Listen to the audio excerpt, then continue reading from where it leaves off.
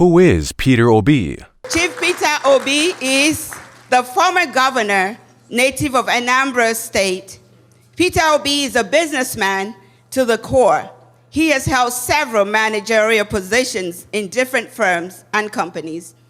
And he was notably the youngest chairman of Fidelity Bank. That deserves a round of applause. To be a chairman of a bank is a big deal. Mr.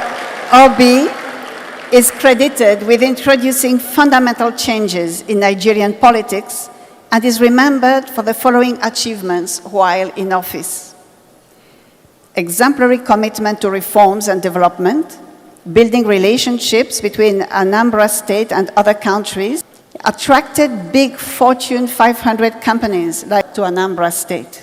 Under him, Anambra State was rated the least indebted state in Nigeria by the Debt Management Office. Anambra was adjudged by the Federal Ministry of Works the state with the best network of roads in the country. He reopened long-closed schools and returned missionary schools to the original owners with a grant of 6 billion naira for their rehabilitation, distributing over 30,000 computers, internet access, Microsoft academies to over 500 schools. Anambra State students, for the first time, achieved first place nationwide in the 2013 WAEC and NECO Common Entrance examinations. Before he became governor, no single health institution was accredited in the state. But under his administration, 10 schools of nursing, midwifery, and medical technology, as well as 2 hospitals, were accredited. When he became the governor of Anambra State, he brought his business acumen to the government for good governance. He created wealth, empowered his people, especially the youths. He invested government money in profitable business for the benefit of the people in his state. IBM, the biggest brewery in the world, the best facility they've done all over the world is the facility they built in Onitsha. I invested Anambra State money in it. We own 10% of it. That 10% today is worth over 20 billion. He invested in the healthcare system, making healthcare affordable to every citizen of Anambra State. So we did what we needed to do. We built teaching hospital. We have small medical centers in all the communities. Peter Obi is a rare honest politician. After 8 years of successful good governance, he handed over financially, economically, and indeed psychologically strong Anambra State to his predecessor, Governor Obiano.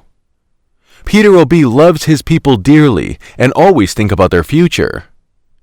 In his handover note, he wrote to Governor Obiano, and I quote, "The greatest resource base in Anambra State is her human capital, more specifically her children. I urge you to focus on them and to protect, promote, and guarantee their security and future in all you will do as a governor." End of quote. Peter Obi, the man you can count on. When he was the governor, he served his people with all his heart. In an emergency, Peter Obi was always in the forefront. He loves his people and stands by them any day, anywhere, anytime. When some executive governors owe state workers their salaries for months, as the governor, Peter Obi paid all the workers their salaries, pensions, and gratuity arrears.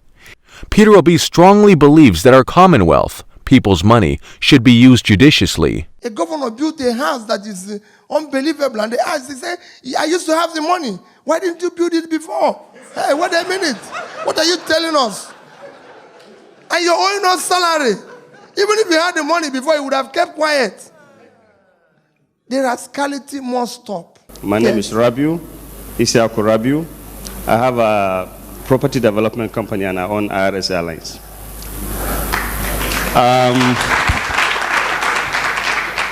I'm glad when we talk about Nigeria, we refer to Chief Obafemi Awolowo, Chief Azikiwe, Amadu Bello, and so on and so forth.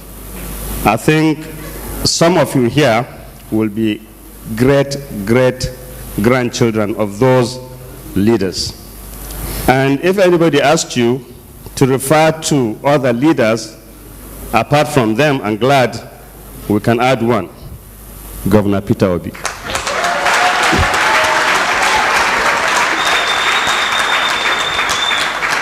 One thing people don't know a lot about Governor Peter Obi is that he did not just become a governor. He was a very successful businessman, one of the early billionaires that Nigerians don't know. And I know, okay, I shouldn't have said that. Nobody knew that except me. But one thing I know when he was a governor, he stood his ground and acted like a servant of the people that was willing to sacrifice and worked hard, determined, dedicated, responsible, and patriotic to the Nigerian nation and Nigerian people. I remember he did not used to go around with convoys. Any ordinary Nigerian that is lucky today to be a governor that has been elected into office by the people, the next day he's sworn into office, he will be on the road with siren, and those same people that voted him into office will be pushed off the road. Because he is who? He's the governor, he's a big man, he will have the most money, he will have the biggest houses, he will have the biggest cars, and he will have our monies in his pocket. And we put him there. And that is when he said something about followership not doing their responsibility, I totally agree with him. Because I know unless and until there was a responsibility for him as a governor to do, he never ever chartered an aircraft to go from Port Harcourt to Abuja, unless it became necessary. He was always on a commercial aircraft. And when it became necessary, he would call me and say, Rabi, I have to travel, but I'm paying 50%. I said, oh, guys, I pay 75. No, I'm paying from my pocket.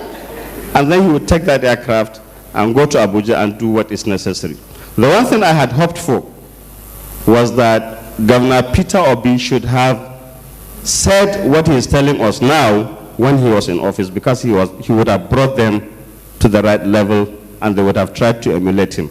And he would not be saying what he is saying today if it was not true. You know why? There are records. You can go and check each and everything he has said.